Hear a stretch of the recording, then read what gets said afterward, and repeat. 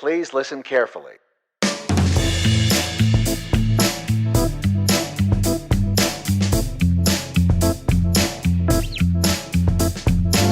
Hello and welcome to the Film Revered Podcast, episode number 19. This week brought to you by Audible. I'm your host, Zach Hamilton. My guest for this episode is actor Aylam Orian. Aylam provided his voice talents for the dubbing of the hit Israeli series Fauda. He has also starred in Code Black, NCIS Los Angeles, and Shooter the series. More recently, Aylam can be seen as Wilhelm Brücke in Stargate Origins. So please stay tuned as we will now be taking a quick commercial break.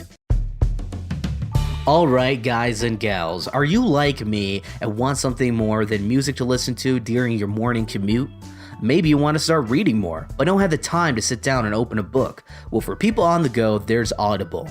Audible offers over 180,000 audiobooks to listen to on your iPhone, Android, Kindle, or MP3 player. This week, Audible is giving Film Revered podcast listeners a slamming deal. Go to audibletrial.com/frpodcast for a free 30-day trial, and more importantly, get a free audiobook. Once again, go to audibletrial.com/frpodcast. That's audibletrial.com/frpodcast. Thanks again to Audible for their support, and thank you, listeners. Now, back to the show.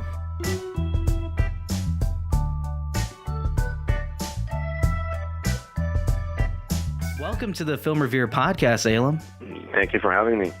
So before getting into your role in Fauda and Stargate Origins, I'd love to kind of dive into your backstory a bit. I'm curious, where did you spend your childhood years? So, I was born in Cleveland, Ohio, but at a very young age, my parents went back to Israel. So I spent my childhood in Israel. Wow, and how was that experience for you? Well, Israel is a very interesting country. It was a very, on the one hand, very safe and sheltered and good childhood. But on the other hand, this is a country that every few years deals with a major crisis in terms of its national security. So I even remember myself several wars and, having to run to shelter because of air raid and then, serving in the army myself. So there's always that side of life that kind of looms over everything else you do. So people there try to have a normal life, and fall in love and have a career and have fun and raise families. But there's always this dark thing looming because every few years there's a war or some attacks or some terror attacks or something going on. So it's, yeah. Well, it's such a completely different existence than what you probably would have had in Ohio. Yeah. Definitely eye-opening, though. I think you'd be less of a sheep, I guess, in other terms, where it's like at least you understand like what's going on versus like, I hear about that stuff instead of actually experiencing it firsthand like that, unfortunately. Yeah, unfortunately, the media here, what we hear about Israel and the conflict, it's very distorted. I mean, it's a sad, terrible conflict, and both sides are in a way to blame, and both sides suffer. But everything is completely distorted in the media, and I have a lot of friends that they're like really like left wing, and they like hate Israel, and look what Israel is doing to the poor Palestinians. So yeah, there's that element, and I'm not saying the government of Israel is holy. They make mistakes, and they're trying to protect the country, and many times they do it the wrong way. Mm-hmm. But you have to live there to really experience what it is to grow up and having hearing in the news that a kindergarten was taken hostage by terrorists and they're killing children or stuff like that. It's very hard living under those conditions and raise families and then for parents to send their children to the army not knowing if they're going to come back because of some war. Jeez, yeah. Yeah, it's not easy. Yeah. If you don't mind me asking, if it's not too personal, what role did you play in the army? Like, what was your job? Sure. So it's kind of ties up to Fauda that we're going to talk about later. I served in the Army intelligence, so I studied Arabic in high school, so that kind of prepared me. I knew I'm going to end up in the intelligence because of the language skills, and my service was pretty much the most amazing thing I've ever done in my life. I ended up being a young officer in a unit that really protects the country on a national level. From all kind of threats. And as a young 19 or 20-year-old soldier, I was exposed and was involved in some amazing things that I can't even grasp now, 25 years later, that I was involved in. Wow. So I guess kind of transitioning off of that, what was your first exposure to acting? It was a kind of slow process. I grew up in Israel. Israel is, we always kind of, on the one hand, it's a Mediterranean country, but we always looked at ourselves as the 52nd state of the U.S. because we're, everything we get over there is from the U.S. It's kind of a country that is a good friend of the U.S. And all the films and TV shows that we grew up on were American. So, I watched all the Little House on the Prairie and the Muppets and Love Boat and every show you can think of from America. So I was exposed to good acting, American acting from Hollywood from an early age, but I never thought about being a part of it up until after my military service, where just as a young student, or actually before I even enrolled in university, I just needed like a job, and I found a job as an usher at kind of an art house cinema that we have in Tel Aviv called Cinematheque. It's kind of the main. There's only one big art house cinema in Tel Aviv, and that was it. So just as an usher there, ushering people into the cinema and sitting there doing the films, I got exposed to a lot of like films from the history of cinema, like the major filmmakers, mostly Europeans, Bergman's and Fellini and all those guys. And I really learned to realize that film is an art form. So that really kind of made me decide, let me go study film. So I originally wanted to be a film director, not an actor, but I was attracted to the world of film, and I indeed went to the Tel Aviv University Film School.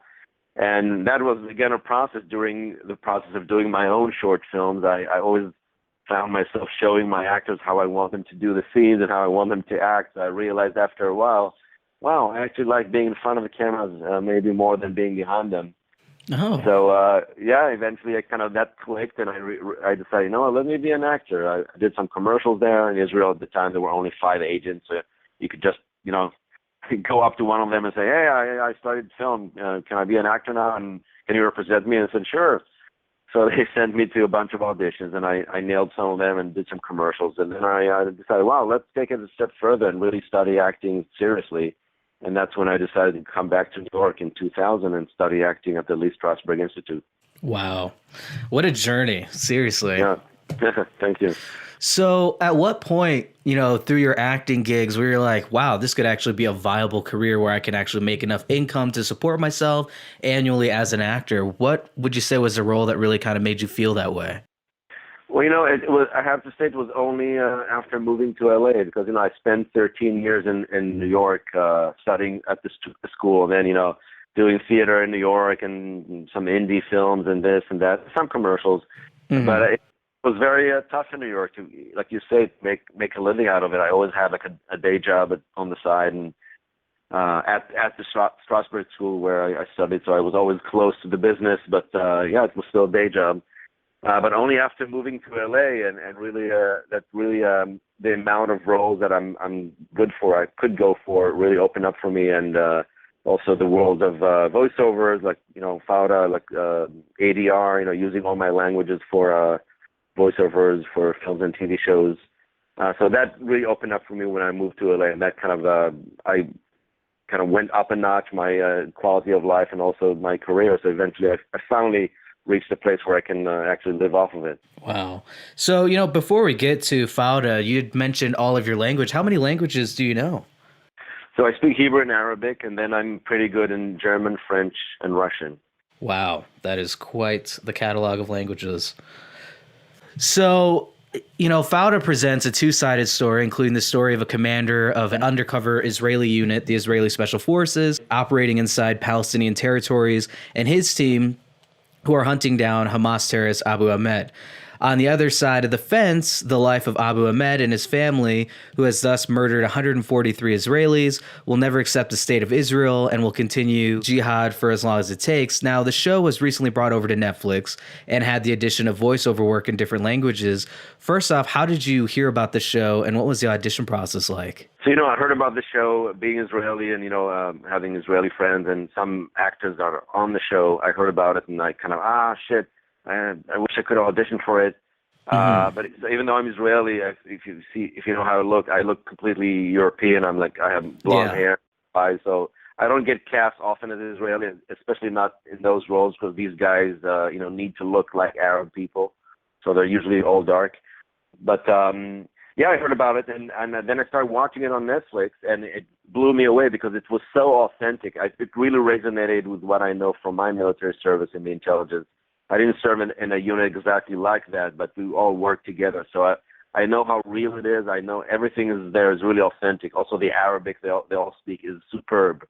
So Wow. everything, I've seen a lot of, espionage shows, and you just feel, it's not the real thing. But this show is the real thing. And they also, what's unique about them, they don't show only the Israeli side. They show both sides and how complicated this conflict is. Definitely. So what were some of the challenges that you faced in acting through voice only for someone else's physical performance on screen? Well, it wasn't that hard because the actor that I did the voice of, Itzhak Cohen, he's a great actor, and I kind of got to know him now through Facebook. We chat a little bit. But, he's a great actor, and he's just, I just watched his performance again and again and again. He's very, very precise, very real. And, it's actually, on the show he plays the Captain Ayub, the kind of interrogator that works with this unit. And he actually says he speaks a lot of Arabic in the show, mostly because he interrogates the Arab people that are being brought to his interrogation room. But he actually claims he doesn't speak Arabic at all. So he just learns the Arabic by rote. But he's excellent. His Arabic is excellent. So the main challenge was just to kind of keep up with his level of Arabic. And, again, it's been 25 years since I spoke Arabic so fluently. But just keep up with his level and match his, lips movement and match his tone and all that, and really not only nail his nuanced performance, but really match with what we see on the picture. But yeah, thanks for him being such a great actor. It wasn't that difficult. So what language specifically then were you doing for the voiceover? So we did both Hebrew and Arabic. So for some reason, Okay. Netflix decided all the Hebrew they wanted to dub into English with a Hebrew accent. And all the Arabic, I guess, to differentiate for American audiences that probably don't know the difference when they speak Hebrew and Arabic, they kept the Arabic as Arabic. So we dubbed all the Arabic into Arabic again. Wow. Yeah, so I got to speak Hebrew and English with an Israeli accent on the show. Interesting. That's so I guess it's kind of unique because it does add to the authenticity if you're watching it dubbed for them to actually not sound American, right? To have that accent so that it adds a little bit more realism to that. Yeah, so again, having been involved in, Army intelligence, what was it like with this being involved in the story finally now doing voiceover work, given the similarities that you've discussed on the show with real life operations? Yeah, it was great because I kind of felt proud to be a part of this show and bring it to the world. And it's really a show that resonates with me really a lot because, again, it reminds me of the work he used to do as young soldiers in the army trying to protect the country, and also how complicated that whole situation is, the whole Israeli-Palestinian conflict. It's, a lot of things, again, sitting here watching what we get through the media, you think, it's just, let Israel get out of there and everything will be fine, or let the Palestinians, move to Jordan, everything will be fine. But it's not. It's so complicated because these two people are completely intertwined with each other territorially, like geographically, but also culturally and in every aspect. Half of Hebrew has Arabic words in it and vice versa. Palestinians use Israeli words and then Israeli money, and it's so intertwined, but mainly geographically. So even if you want to separate these two cousin people, completely separate them physically, it's impossible right by now because there's all these villages intertwined in the other side territory. It's insane. So long story short, it was kind of reminded me of my Israeli roots. It was nice to be a part of the show and be reminded of this work that we used to do, but also it reminds you of the complexity of the issue. And now, 70 years later, after the conflict really began, we don't see the end of it. It just goes on and on. Yeah. Well, and with it having a Netflix release, I mean, I've actually watched episodes myself here in the United States. And so I do feel like being a part of something that really does, and again, speaking on the authenticity, especially coming from you who's been involved in similar, operations like that, it definitely, I feel like, has reached a bigger audience. And maybe now, even though people do watch, the news media, in watching a show like this and knowing how authentic it is, can maybe have a better understanding of the complexity of that situation. So Yeah, I even I kind of follow some of the actors who are now like Leo Raz leads on the show, who are now like big, like this show propelled them to like international stardom. They're like now getting offers from Hollywood and all that, which is great. But I follow them on social media, and he always writes that he has a lot of actually people from the Arab world contacting him and commenting on his posts and saying, wow, thanks for your show. Now we understand you, the people of Israel, better. Now we understand that it's not just you being you being the bad guys in Palestine and being the victim here. We understand now that it's a bigger, more complex situation. wow, that's an even bigger, audience to reach there. Wow, that is crazy. I did not even think about that. Yeah. So moving forward, I'd love to talk about your recent role as Dr. Wilhelm Brücke on Stargate Origins. The show follows a young Catherine Langford as she embarks on an unexpected adventure to unlock the mystery of what lies beyond the Stargate in order to save the Earth from darkness. Firstly, are you a science fiction fan? Well, I'm not a hardcore fan. I have to admit. I always loved, good science fiction movies. Like Blade Runner and Oblivion, and even Odyssey 2001, and so I always loved good science fiction movies, but I wasn't like a hardcore fan following all the Star Trek and Stargate. So this I had to kind of go back and rewatch the first movie to remind myself, oh yeah, I actually like this kind of films. Wow. So in going back, did you again, Stargate Origins is kind of a precursor to the Stargate film that started the whole franchise. So in viewing that, were you a fan of the original film, or? I was very much so, because, actually tying back to the Israeli connection, Milia Vital, who plays the love interest of James Spader in the film, she's an Israeli actress, and that was her first big Hollywood role. She was an actress in Israel. She was really good. People knew her, and then she went to Hollywood, and then she was kind of, waiting tables. Then boom, all of a sudden she landed this film. So I remember watching this film in the cinema in Israel, and everybody was excited. Wow, Milia Vital, because she plays a pretty big role there. Yeah. So we were all kind of proud. Wow, she made it to Hollywood and into Stargate. So yeah, I love the first movie, I especially again because of her, but also it was a great movie. So I was really excited to see it again now and see that, wow, I'm kind of part of the story now. Well, I would say you're definitely part of the story. I mean, you're in every single episode. So, so how did you hear about the role? I think it was from my manager. It was really a build in the first place as a kind of low budget web series, something about World War II, and I always liked World War II and everything related to it. So I think they submitted me, and nobody knew what. Of course, nobody knew it was Stargate. It had a different kind of code name they used, and really it was. We all thought, oh, it's just like a web series, on YouTube or something, low budget, and something nobody had ever heard about, and. Yeah, so there wasn't a lot of excitement in the beginning because we didn't know until literally just kind of there were 3 rounds of auditions. So I think only in the 3rd round of auditions they actually revealed, that this is actually going to be Stargate Origins. Yeah. Well, and then I think another thing too is yes, technically it is considered a web series, but in all seriousness, it's really a series that was built to obviously facilitate and kind of expand upon the franchise, but also to launch their new, Stargate Command, the website. And so it's not really something that's on YouTube. And as you had said, you had thought it'd be low budget, but if you watch the series, it's really high production value. It's no different than any television series that would be like on Sci-Fi or any other major network. Yeah, and in a way, Netflix and Amazon and Hulu are all web series. Exactly. I mean, but yeah, it's a different level. It's a major studio backed streaming series, let's say. So, getting more into your character on the show, Dr. Wilhelm Brücke is the chief occultist to Adolf Hitler and has spent years scouring the black market all over the world for relics and information pertaining to the Stargate and alien contact with ancient Egypt. How did you prepare for the role? So, I initially they told me once I got the role and revealed it's going to be Stargate Origins, they said that his character is going to be based on Rommel, which is, the Nazi military, like the highest commander in North Africa, who fought for the Nazis in North Africa. Yeah.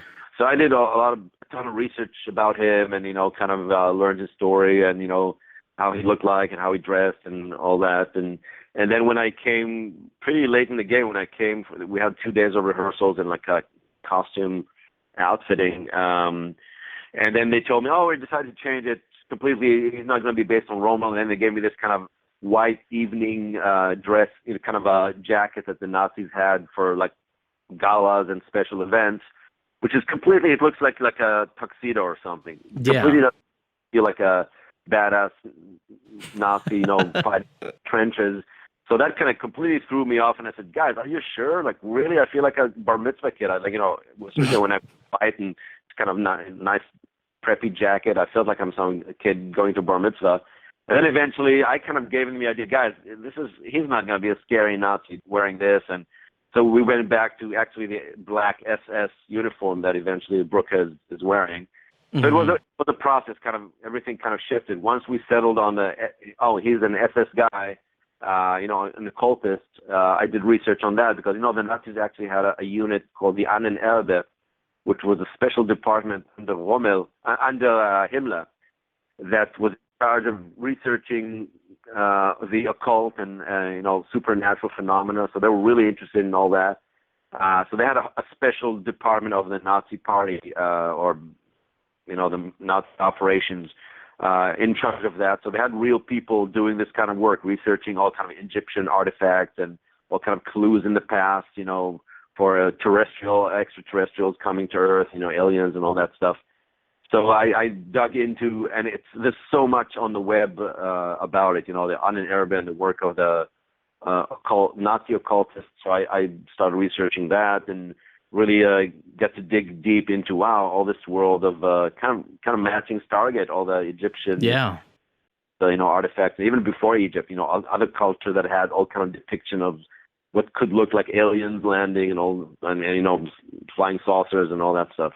Would you say that that's probably one of the more interesting aspects since taking on the role, is finding out that there really was like this real life kind of parallel situation going on with the Nazis and the fact that they were researching this?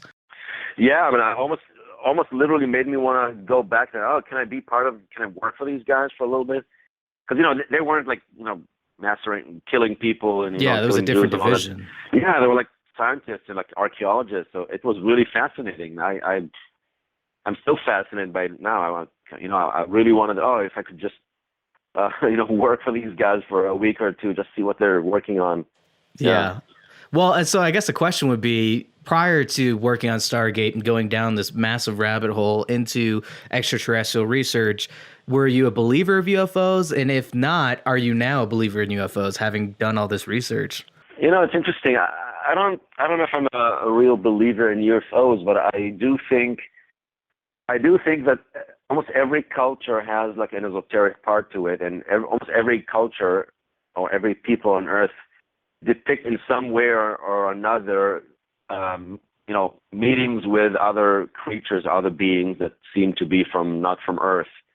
Even in a Hebrew Bible, the Old Testament has depictions of Nephilim, which means like giants, or people that or creatures that were really like huge, like giants. Yeah. And who knows? Maybe they weren't from Earth. Maybe they came from other planets. So I'm definitely more open to the idea of, that we're not alone in the galaxy and there's other beings out there that might have visited here. Definitely. So I do have a question for you. Again, we had talked earlier in this show about your, being Israeli, serving in the army. And obviously as an actor, you have to be able to kind of set aside those things and really still be able to get into any role. Was it hard or challenging for you to play a Nazi officer? Again, we talked about how this particular guy wasn't necessarily the one that was involved in massacres, was more a researcher. But was that challenging at all for you? A little bit, because specifically my story, half of my family was killed in the Holocaust by the Nazis. So my father and his parents, my grandparents, escaped Poland in 1936. So 3 years before Hitler conquered Poland. So my father was a 3-year-old kid. They escaped Poland to Palestine, which later became Israel, and all their families that were left behind were eventually killed by the Nazis. So basically, my father was, he was an only kid, and he has his parents, and they were like kind of orphans. So they had to start their life from scratch, and that kind of affected my dad and my upbringing, and actually me in a way. So I'm very aware of that side of the family, and I actually visited Germany and Poland and found all kind of my grandfather's birth certificate and my father's birth certificate in the archives in Poland. So it's a very kind of touchy part of my history. But on the other hand, like you're saying, thank God Brücke wasn't the guy that I didn't have to depict somebody goes around and kill people, and also it was kind of being in the army myself, I just kind of followed that kind of streak, like, oh yeah, I can play an officer. I've been an officer. I know how he stands. I know how he moves. I know he might be how he might be talking, and he just pursuing his military task and all that. So I kind of let go of that that old Nazi Jewish aspect of the story, and kind of just focused on him being an archaeologist and an officer, and combining these two qualities and just pursuing what he's pursuing. Yeah, exactly. Well, and again, I mean, it is a fictional universe that we're dealing with. And even in looking at the parallels of the reality of it is, this guy would have been in charge of groups that were, like you had mentioned, archaeologists, scientists researching the occult. So it's a little bit different in that regard. Yeah. Do you have any particular interesting stories that maybe occurred while shooting Stargate Origins, like interesting set stories, or? There was a lot of kind of funny little moments where we didn't have trailers, the traditional trailers and all that. So we all kind of lounged in a big room that was our kind of green room, waiting room, where we waited to do our scenes. So I actually posted on Instagram the other day. So you would see all kind of weird, you would see on one couch a Nazi sitting next to an Abydonian, next to a Gould princess, and everybody on their laptops or phones, and that was kind of normal. So everybody hang out together, all the the extras and the main actors, and all kind of crazy outfits. So that was fun. I can tell you that one day, I don't know if that's a funny story, but we had some challenges because we filmed on a soundstage, and one day the beam on the ceiling cracked overnight, and literally the ceiling was about to fall on our head. So we had to stop. We had a very grueling nonstop filming schedule. And we had to kind of stop filming and stop everything because we had to figure out, can we continue working in the soundstage? And so for 3 days, we were waiting for an engineer to come and actually, sign off on how secure the place is, if we can continue working. Cow. So the producer, Matt, kind of brought us all over there to see the beam, and we had this discussion, and he described what's going on, and we that was actually a kind of moving moment. We all came together, all the cast and crew, and we sat and very calmly spoke about it. And we decided, okay, are we comfortable working in these conditions? Everybody said we're, all for one. Even if one person feels uncomfortable, we're all there to support them. So as a team, we really felt like a team where we'll say, let's wait, let's not work. And eventually, we all decided to wait for the engineer. So we had to stop filming for a day or two, until finally he signed off on it and said it's fine. Yeah. And wow. And one last story, I guess. My final scene is kind of spoiler alert, but I get shot anytime. So they decided, there's many ways to do the practical special effects of being shot. They decided to go the really old-fashioned way, like they used to do it, 50 years ago, of literally inserting, having pouches of blood hanging on my legs under my pants, and then little tubes going into where the shot wounds are going to be under my shirt. The guy who operates it has to literally pop them, boom, boom, boom, as the shot. Gosh. Pop them. I have to act with it. So whenever I feel one of them, I have to kind of move my shoulder as if I'm getting shot there. So we all prepared for it, and then when we came to do the shot, and it's a one take, because you have to redress the whole, whole different set of outfits. It takes like an hour.